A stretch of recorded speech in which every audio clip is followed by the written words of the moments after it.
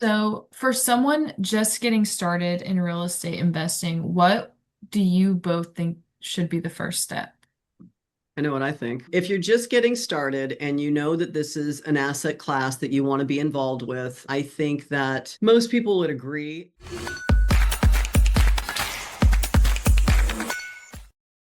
Hey everyone, thanks for joining us tonight for this month's live session, Unlock Wealth with Real Estate, How Smart Financing Can Slash Taxes and Grow Your Portfolio, featuring our speakers tonight, Shaylee Ridge and Asis Acharya. We're always excited to talk about real estate investing and tax strategies that help investors grow. Tonight, we're especially excited to dive deeper with Shaylee about financing, covering how to get started, what you need to know, and for those already investing, how to keep growing if you've hit your DTI limits on a conventional loan, exploring some creative financing opportunities available. And I think it's pretty timely since mortgage rates recently hit a 3-year low, the Fed cut interest rates, and we could be seeing more of that in the future. Investors are jumping back into the market, so tonight's discussion should be very helpful for those who are planning to make moves at the end of this year and moving into next year. Now, before I introduce our guest speaker, I'd like to give you a brief overview of our company and its role within the ecosystem. Asis is our CEO, founder, and lead CPA here at Investor Friendly CPA. He is on the call tonight. He is the brain behind our entire ecosystem, including our outsourcing firm, full-time employee, our charitable arm, the IFC Hope Foundation, and our tax planning software, TaxMD, that we will be launching this November, which will give the opportunity to everyone to access tax strategies we may discuss tonight and apply it to your own personal financial situations with the help of AI. This essentially makes tax planning more accessible and affordable, which is really exciting. We'll give you the opportunity at the end to join the wait list for that and get a sneak peek. Asis doesn't just talk tax strategy, he lives it. He is a real estate investor himself, a business owner. He knows exactly what it takes to save money, stay compliant, and make smarter financial moves. And he and our team of CPAs are here to help clients like you do the same. We serve hundreds of clients. Our CPAs have over 122 years of combined experience. And in 2024, we helped our clients save over 5 million combined. So working with professionals who truly know what they are doing, like the two that we have here tonight, can make all of the difference when you're making moves to build wealth. And our guest speaker, Shaylee Ridge, is here tonight and is a full-service mortgage banker and broker with more than 20 years of experience helping clients navigate the ever-changing lending landscape. As both a seasoned real estate investor and trusted mortgage professional, Shaylee brings a unique perspective, blending firsthand investment knowledge with deep experience in loan strategy. We are so excited to have her on tonight. Thanks so much for being here. Thank you, Kinsley. It's my pleasure. I am very excited to be here and share whatever you guys think is going to be useful intel for your listeners. Just to give you guys a short look into tonight's agenda, we're just going to be learning a little bit more about Shaylee's background, personal experiences as a real estate investor, and the work that she does with Ridge Lending now, investing and financing, how to get started, strategies for growth, tips for navigating the investment journey, and a discussion on latest trends, Fed rate cuts, interest rates hitting the 3-year low, and what's ahead. Then we'll have a Q&A session at the end, but feel free to ask your questions in the chat throughout this whole webinar. We'll get to them. Let's get into a little bit more about our guest speaker. Shaylee, can you tell us a little bit about yourself and how you got into the mortgage world? Yes, I would love to. So thank you guys for taking the time to join us here. It always is impressive to me, those professionals that really are keen to gather information, right? The real estate investing platform, tax strategy, the lending side of all this is not for the faint of heart. And a lot of times it's not dear Google stuff. There's so much information out there. More often than not, if you do a dear Google, it's not going to apply to you. It's not going to be relevant. It'll be outdated. So for those that actually are active participants in educating themselves, I'm always very impressed by that. Excellent that you guys are here. And for those that are going to be listening after the fact, good for you. A little bit about me and the company. So Ridge Lending Group, I won't bore you guys with my resume, is how I usually like to start this conversation. We are a second generation company that focuses largely, not exclusively, but very largely on real estate investor needs. We're a fully functional direct lender. And direct lender means that we fund on our warehouse lines. We underwrite mostly in-house, but we don't service these mortgages. We will sell them on the secondary market, which is very common in the industry, to servicers and aggregators. What that means for you is that we maintain all the control, and it gives us lots of flexibility to find all of the appropriate products. So second generation, my dad was the founding member. Myself and a lot of family members have taken over. I've been running the show since about 2005, I think. In the course of my career, I've had a lot of ups and downs that I've been able to use as meaningful ways to teach and coach our clients. As I said a second ago, real estate investing on its own merit is pretty intensive as a learning curve. When you start to layer in all of the nuance and language of finance, I think it exponentially increases that learning curve. And for so many people that I talk to, I learned that it's the financing that they're mostly overwhelmed by, maybe even a little intimidated. But what happens without the use of leverage, other people's money, our rates of return are going to be diminished. So I just think there's an obvious connection to empower real estate investors with insider information. I like to call it a look under the hood, underwriting guidelines as they apply to them and their qualifications. And then most importantly, as a company, we really pride ourselves on teaching individuals how to optimize their qualifications for long-term success. Because as double A, as I like to call him, as he's going to tell you, investors are not going to probably just buy one property, right? We're going to buy and sell and refi and 1031 exchange. And how does that change with your tax implication, your taxes, and becoming more aggressive with your write-offs and your cost segs and your real estate professional exemptions and all these different things that go into the tax piece of this is going to affect substantially your qualification marker. So everything that I'm talking about here boils down to empowering the investor and teaching them how to maximize their qualification from a lending and underwriting perspective while still maximizing the tax part of it and being able to continue to qualify for the appropriate loans. So that would be one of, I think, our greatest value adds as a company is the education that we place on the finance from underwriting and the qualifications and all those other nuances and variables. And then secondary to that, I would say the extremely diverse menu of loan programs that Ridge Lending provides or has for its real estate investors. So we talked about the nuance of the lending side of it, and it really gets, I mean, there's a rabbit hole here. So you've got the agency, Fannie, Freddie. I think we're going to touch on a few of these things tonight. You've got Fannie, Freddie loans, you've got DSCR loans, you've got asset depletion loans, you've got bank statement loans, you've got bridge loans for fix and flip or fix and hold. You've got HELOCs. There's so many different ways in which you can skin that cat, and we possess most of that.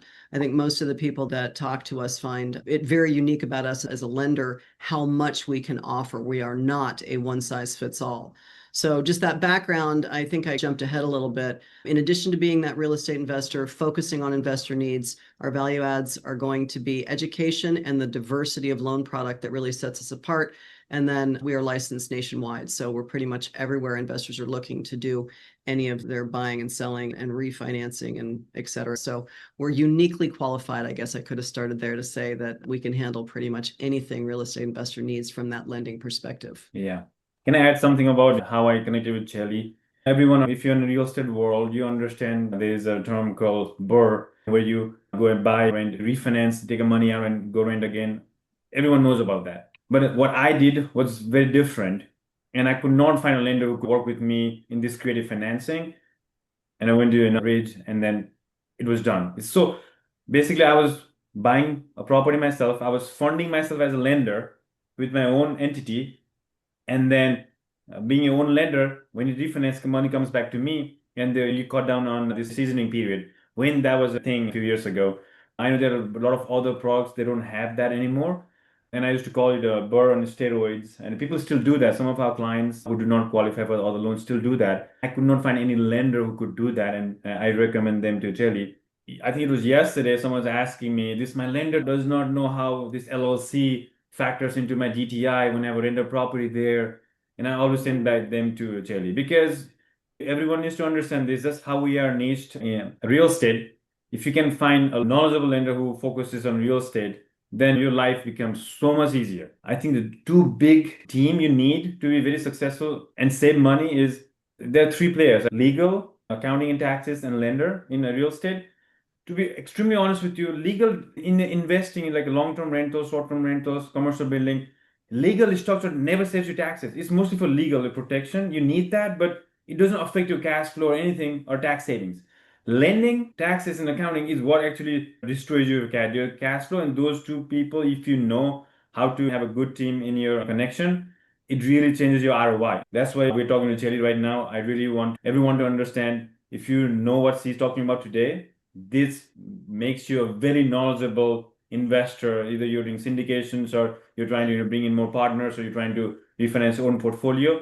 Listen to what she's saying today. Please ask us questions so we can ask you questions, and we'll take it from there. I would just add, if I may, Ash, to that, when you think of the playing field, okay, you think about mortgages or you think about your CPA, the vast majority of professionals in both of those spheres focus on a primary residence or just the simple W-2, et cetera. There are very few professionals that occupy this space exclusively for real estate investors. And the reason that's so important is because the platform could not be more different, right? A CPA that doesn't understand investment property from a tax code perspective is not going to be able to navigate and provide you with the service and the tax savings that you really deserve the way that Ash and his team will. Similarly, from a lending perspective, the percentage of professionals in lending that really focus on non-owner occupied is this big.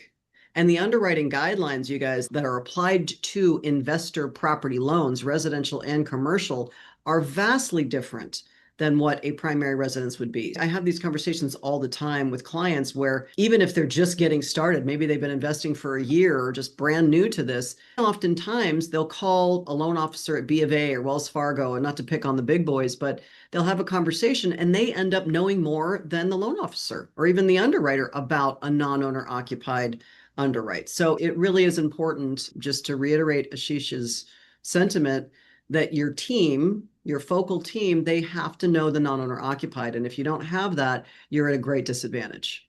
Correct. So, for someone just getting started in real estate investing, what do you both think should be the first step?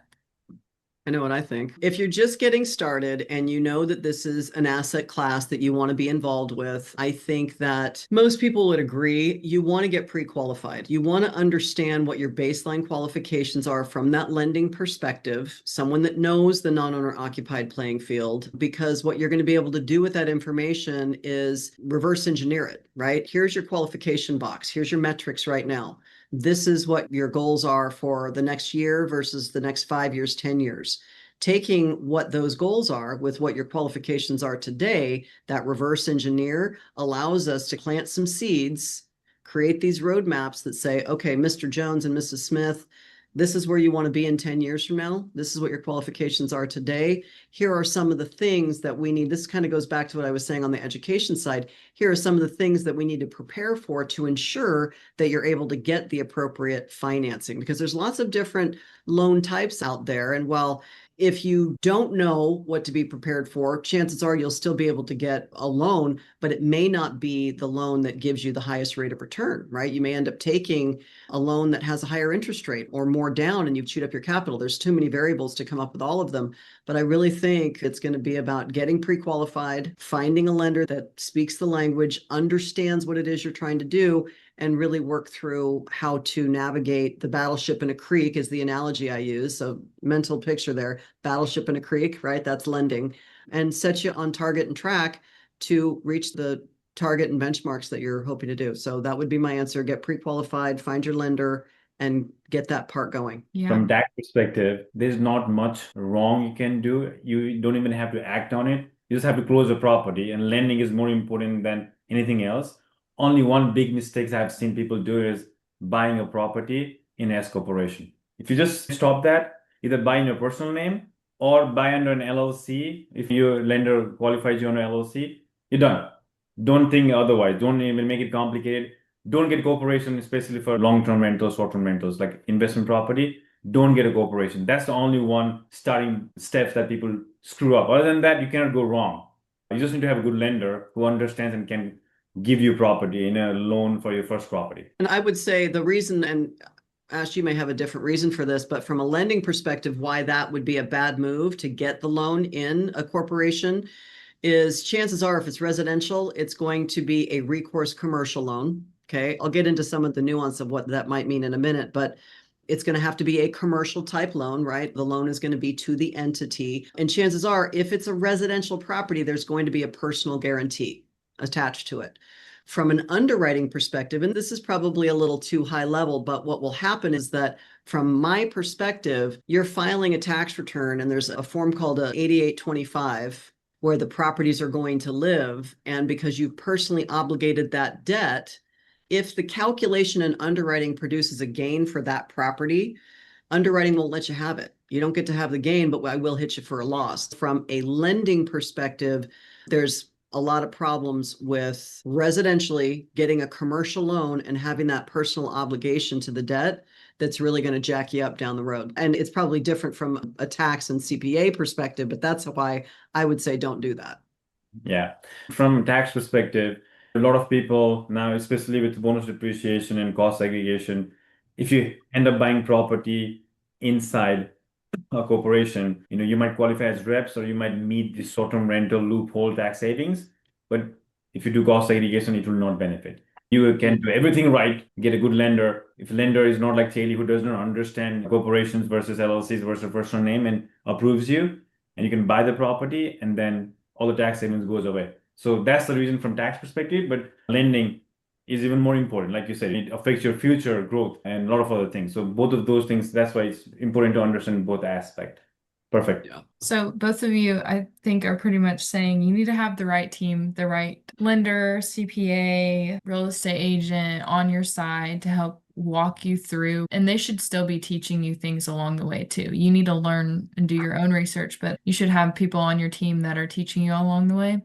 So what documents or preparation do new investors often overlook? I think it depends on, this kind of goes back to getting that pre-qualification up front to see on the purest level what their baseline is and where they're going to fit within the confines of what options are available. I would say the top three things conventionally, if you're a new investor, chances are very good you're going to want to try and fall into the conventional loan bucket. And let me quantify this really quickly. When we talk conventional, I think that the masses, the layman, misunderstands like FHA versus Fannie Mae and Freddie Mac, and there's a very distinct difference.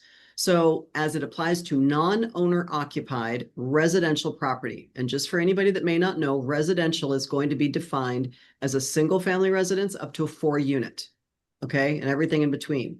5 units and above, storage facilities, retail space, that's all commercial. So single family 4-unit is residential. And how that applies to the agency loan products, FHA is owner occupied only. You will never be able to get an investment property loan on an FHA loan. Fannie Mae and Freddie Mac, also a GSE, government sponsored enterprise, those will allow non-owner occupied. So when you hear conventional, conforming, you're not going to get it FHA. You're not going to get it VA unless you're getting a VA repo. That's another conversation. You're not going to get it USDA. It's Fannie Mae and Freddie Mac are the only conventional platforms that are going to fund an investment property. And as it relates to those two, most new investors are really going to want to fit into that box if they can. Now, not everybody can, and that's okay. But the reason that those are going to be the highly sought after, we call them the golden tickets, okay? And we call them that because they're going to give you the highest leverage at the lowest interest rate. There are 10 of these Fannie Freddie loans per qualified individual. Okay, so let's say that Mrs. Smith comes in and she's got her primary residence and that's it right now. And she's just wanting to get started in real estate investing. That means she's got 9 golden tickets left because her primary residence counts as one of the 10 golden tickets, right? She's got a mortgage on it in her name. So she's got 9 golden tickets left. And the qualifying criteria we're going to be looking at most heavily. There's lots of things going on in the background, but the things that they need to be prepared for, to your point or question, Kinsley, is credit, assets, and debt to income ratio. So in terms of documentation, depending on what kind of income earner you are, W-2s, tax returns, pay stubs, maybe, K-1s. It just depends on what kind of income you receive, 1099s, et cetera. So all the income documentation is going to be relevant here. Whether we need 1 year or 2 years depends on other circumstances. Then we want to see assets, liquid and non-liquid assets for different reasons. So your checking, savings, money market accounts, your 401k, your whole life insurance policy, right? The more retirement, non-liquid stuff. All of those things can be considered again for different reasons. And then on the credit side, documentation wise, that's just a credit report that we pull. And for those that are interested, we pull what's called a tri-merge. That's all 3 repositories. You guys have heard the names Equifax, TransUnion, Experian. So we pull from all 3, and then we take the middle of those three credit scores to qualify an individual. So other documentation could include mortgage statements for all your rental properties, lease agreements for all your rental properties, insurance statements, copy of your driver's license. The list can be fairly long. I call it vials of blood and DNA samples as my token mortgage joke. So you mentioned conventional, which I've been seeing a lot of people say FHA. I don't know why. They confuse it a lot. Okay. Unless they are looking, and this is one of my favorite hacks, house hacking. Right? So a really smart brand new investor is going to look at maybe a 2 to 4 unit duplex, triplex, fourplex as an owner occupied, where they're going to occupy one of the units, and they've got the best of all worlds there, in which case FHA would apply, where they're getting extra leverage, maybe 3.5% down, and they found their home to live in, and they've got 1, 2, or 3 rental units as well. It's a great strategy and plan for a new investor and homeowner, at least Gotcha. as a springboard to get started. Gotcha. Okay. Switching gears a little bit from a new investor to maybe somebody that's looking to grow, many investors hit their DTI limits on conventional loans. What are some creative financing strategies for growing their portfolio beyond that? So the first thing I would say about that is don't assume. Okay. We work very closely with Ash and his team to maximize that debt to income ratio while continuing to maximize the Schedule E and the deductions. The Schedule E is where your rental properties will go on a personal federal tax return. The first thing I would say about that is if qualifying in any calendar year is important to you, do not file any more federal tax returns until we have had an opportunity to see the draft version first, at which point we take it through the same process that you would go through if it was filed. We get all the rental income calculation done, and then we can provide some feedback based on a draft. So Ash and I have been doing this for years and years, and it's I'd say, one of the benefits that our clients find most valuable in working with us is that we will look at their draft returns, run it through the module of income calculation, and say, this looks great, file. DTI, once it's filed, is going to be this. Or, you know what, I think we need to file an extension this year to buy us a little bit of time because the prior year's return is better. So before you just assume DTI has been capped out, I would just offer that. Let us see your draft tax returns and come up with a plan and going forward. If you have actually tapped out and DTI is going to be an issue, maybe it's by design, maybe your DTI is going to be an issue for 2026 on purpose, right? You know what you're going to be doing and you want those tax credits.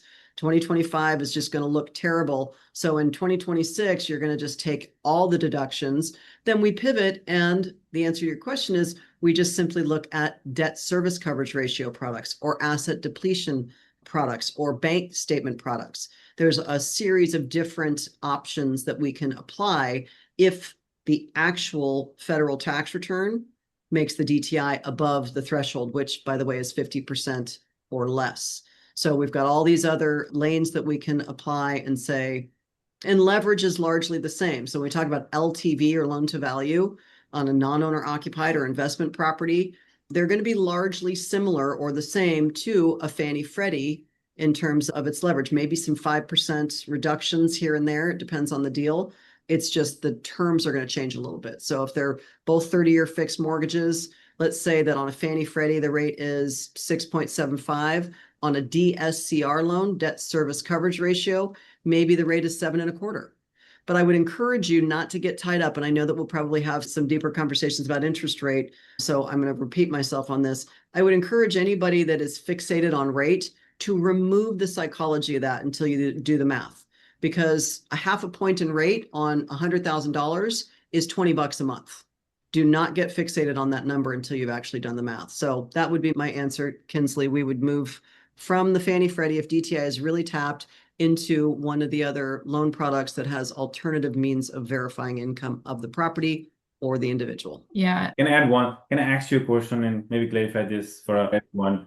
Asset depletion, DSCRs, and then bank statement. If you can describe and differentiate them very high level, those three products, so that everyone knows, okay, I have all these other financing strategies I can use. If let's say for some reason my DTI, I cannot really change that, but I know I have these other things I can do to qualify for the loans. Can you just describe all of those in a very easiest manner to understand? Absolutely. DSCR stands for debt service coverage ratio. This one is probably the easiest. We're going to take the gross rents of the property. If there's no lease, we're going to use an appraisal. Rental properties come with additional forms that tell us what the median value or median monthly rents are going to be. We're going to take the gross rents and we're going to divide it by the PITI, principal, interest, tax, and insurance, if it applies. As long as the gross rents are the same or greater than the PITI, you got a loan. So the easy math example I give there, if the gross rents are $1,000 a month, the PITI needs to be 1,000 or less. Okay, so simple, that's DSCR. Asset depletion, so let's say that you've got $1 million in your Charles Schwab account or whatever. Asset depletion is going to take 120-month division of whatever that number is, and that's the amount of income that you're going to get to qualify. Bank statement loans, we're going to take 12 to 24, business or personal, both of those work. We're going to add up all the deposits and divide by the number of months that we're using. Pretty simple. Now, if the individual is self-employed, we're going to want to see a P&L with that too, just to kind of line up. All of those are relatively simple in terms of understanding underwriting versus the complexity of tax returns and pay stubs and that kind of thing. So let's say if someone comes to you and for some reason their DTI, the tax return, cannot be changed for various reasons, then I know you explore these other products to them. Isn't this normal for if they're buying a multifamily, let's say 4-unit, and then it's okay to look into other product just to get the deal under your name, and then you can always refinance into other products later on when you have a better DTI or your tax return changes, right? Absolutely. If the event is justified. So to your point, yes, of course. If we start here and we need to or want to pivot into more attractive terms, I think that my answer to my client would be, what's the cost of this refinance? And is the savings, does it justify? What's the break even? Is it going to cost me $5,000 to get this refi done and I'm only going to save $50? Then I would probably say, no, that's probably not to your advantage. But absolutely, a refinance down the road is if it's to the advantage of the client, yes. Remember though, on some of these products, they're called non-QM products, there can be prepayment penalties. Just as a quick sidebar, that would require you keep that loan for a certain period of time, a year, 2 years, 3 years, etc. I know I have some clients who come to me and they get so excited, oh, I got this lower interest rate.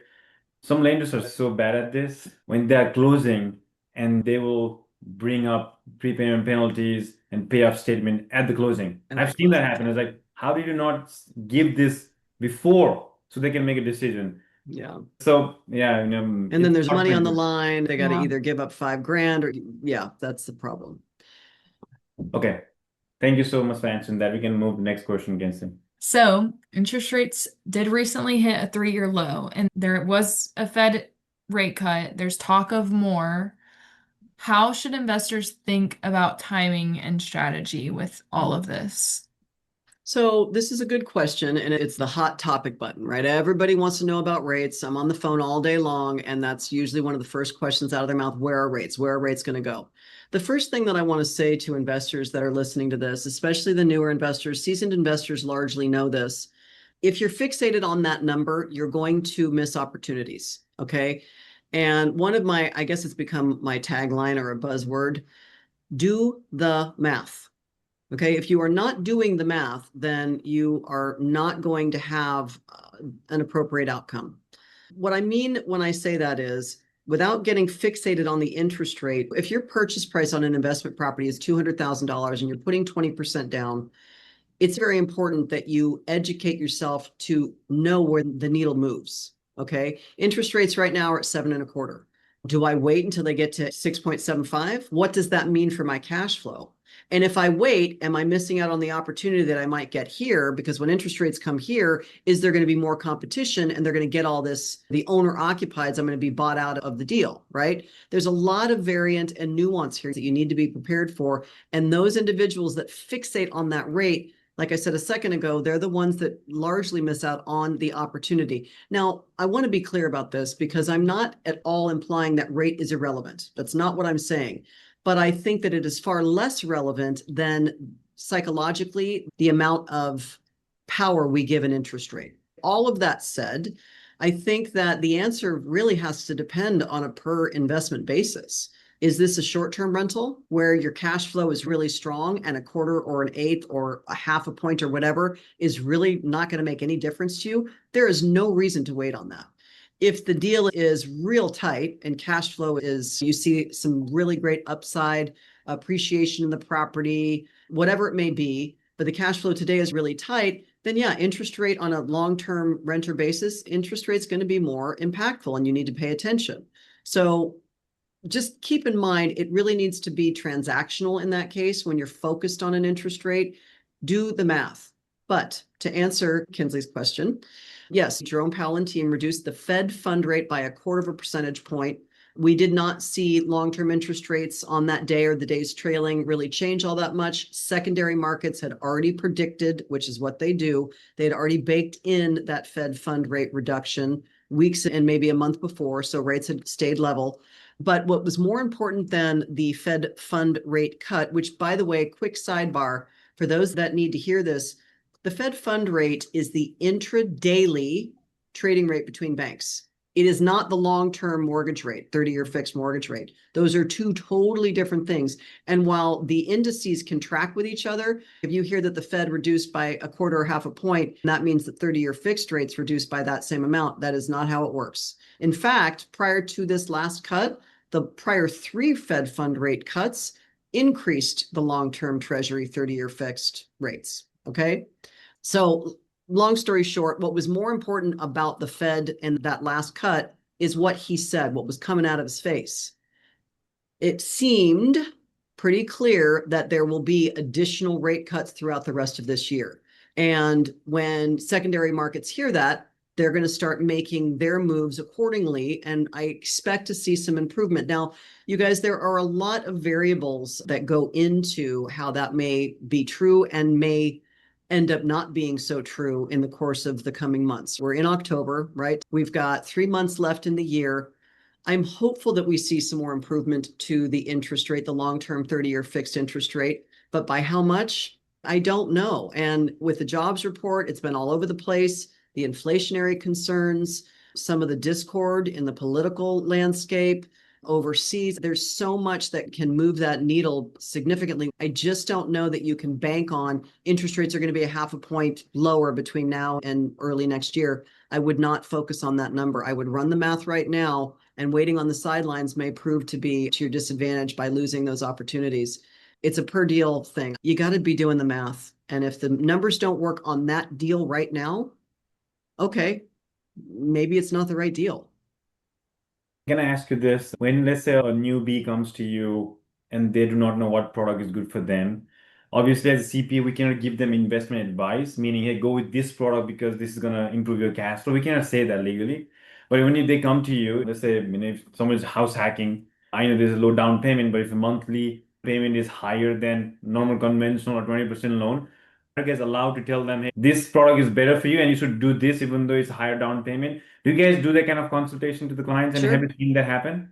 Absolutely. So my job is to provide them as much information as I possibly can. I call it my 1.3 cents worth. Take what you want and leave the rest. I'm going to give you, and the math won't lie, right? I'm going to give you side by side. Here's what this one looks like. Here's what that one looks like. We'll do some break-even math and I'll show them the formulas. And then it's for them to choose. But absolutely, I'll offer my advice, my counsel, and they can take what they want and leave the rest behind. Okay.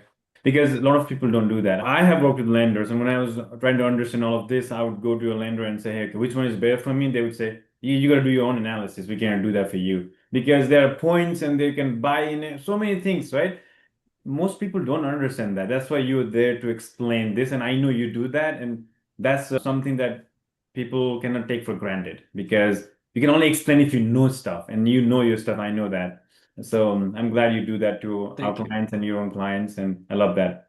Yeah. Again, I think we can start answering questions that we have. Those questions might give specific answers to what people are asking, and we can move on. Okay. I have an example scenario, though, kind of related to what we were just talking about. An investor takes a portfolio loan instead of a conventional financing. How does it change their tax situation and investment returns, or does it? From my perspective, that's an Ash call, but I would say that the interest rate probably is the main difference in the deductible mortgage interest that they've got, Ash. Yeah, types of loan will not change your tax savings or tax impact. It's just interest and the rates are different for the different kind of portfolio. So that's the only difference you're going to see. And you also have to understand, a lot of people miss if you're in highest tax bracket, let's say 37% plus state, some people can be in 45, 50% tax rate in California. If you're already paying 7% in your interest, then with the deduction, it might be 3% or 4%. You have to factor in tax implications when analyzing ROIs on your and interest analysis. You got to do that. But to answer the question from tax impact, other than interest deduction, there's no difference in what kind of loan you get when you are doing your tax returns or for tax savings. Now, there could be, just to dovetail on that, there could be a difference in future qualification. But the question was, how does it change from a tax perspective? For future qualification, a commercial or portfolio loan, depending on how it was closed and a bunch of variables, could end up impacting the individual's qualification down the road. Yeah. And one more question, and I saw this question a lot today on Bigger Pockets, and it's what's the best type of property to begin with? It's such a good question, especially for the new investor. And my answer is for the newer investor. I would say the lowest possible risk, in which case that means a single family residence. They're easier to offload than typically a 2 to 4 exit strategy stuff. The low end of the spectrum on purchase price. If it goes vacant, it's going to be much easier to stroke a check on a $100,000 mortgage than it would be on a $300,000 or $400,000 mortgage, right? If you have a vacancy. And then a long-term renter versus a midterm or a short term. I think all of those three criteria, I would just start with the lowest possible risk for their first one, get their sea legs until they feel comfortable kind of moving into some other types of investment or higher price points, et cetera. Long-term rental, single family residence on the lower end of their spectrum for price point is how I would structure it. And I would do the least amount down probably if the numbers made sense. Yeah. That's the best way to start. At low risk, you got the property under your belt. It's probably very lucrative interest rate and then financing. And then you can house hack or maybe move out of the property, buy another property once you're more experienced, once you're more income, and then convert this to rental. Then no, you're a real estate investor with one property. And then you just repeat. And what Shaylee was saying earlier is once you know how this works, you're not going to stop. They say once you know how to manage one property, you have system in place, you know how to take applications, you know how to vet the tenants, you're going to buy more properties. So people don't stop. That's why people get addicted to real estate investment if they really like this. House hacking, understanding tax savings, and having a good lender. And then even with one property, if you have a good CPA, if you're renting it out by room or have one property, that's the best kind of property. House hack with a short-term rental or even long-term rental can really save you taxes as well. So I thought it was just an investment purchase, but he's absolutely right. So as a house hack, if you're in a circumstance or you find yourself in a place where you can live there and utilize an FHA, high leverage, little skin in the game, right? 3.5% down, and you've got other tenants that can make that mortgage payment or the vast majority of your primary housing expense all day long, if that's an option for you. A lot of times people may have their primary residence or whatever. But my answer is number one, house hack, 2 to 4 unit with high leverage. And then if that's not an option, my answer still stands. I like it. I like it. Thanks so much for the information that y'all have shared with us tonight. I'm just going to share some of our information on the screen before we go. Did you both have any last knowledge drops you want to share? I'll let Shaylee do that because I speak so much about so many things and people are tired of hearing me. Shaylee, if you had to give one advice, what would you give? Okay, maybe this is what I was asking. If I send you a client saying, hey, go talk to Shaylee, what should they prepare to have a productive conversation with you, so they can move fast. So they have everything in their ducks in a row. I would say that for that first call, I really want to get a good idea of where they want to be in a year and 10 years. If they have at least a rough idea of what that looks like for them, then we can add the rest of the stuff in as we move along. My biggest takeaway for clients that I talk to is diversification. I really find that real estate investors get pigeonholed into one aspect of real estate investing. And this comes from my own personal failures. Early on, I was a one-trick pony and I didn't know what I didn't know. And as a result, I got hit 08, 09. That was a pretty big turning point. I survived it barely, but I wasn't diversified. I was not diversified enough. And by that, it can be 20 different things: market diversification, property type diversification, tenant type diversification, price point. There's lots of different ways that applies, but diversify your portfolio. It's fine to have a core modality. That's fine, right? If you're a single family long-term renter person and that's just where your comfort zone is, fine. But I really think that you should layer in some high cash flow, but also some appreciation plays, as long as it still cash flows, right? 2 to 4s, or all those things that I just said. Diversification is important, even if you've got 90% of your portfolio that is one particular strategy.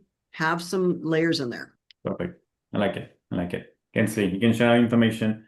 I appreciate your time, Shaylee. Pleasure. It was great. Like, I remember my initial investing days when I was learning all of this. You make it so easy. Thank you so much.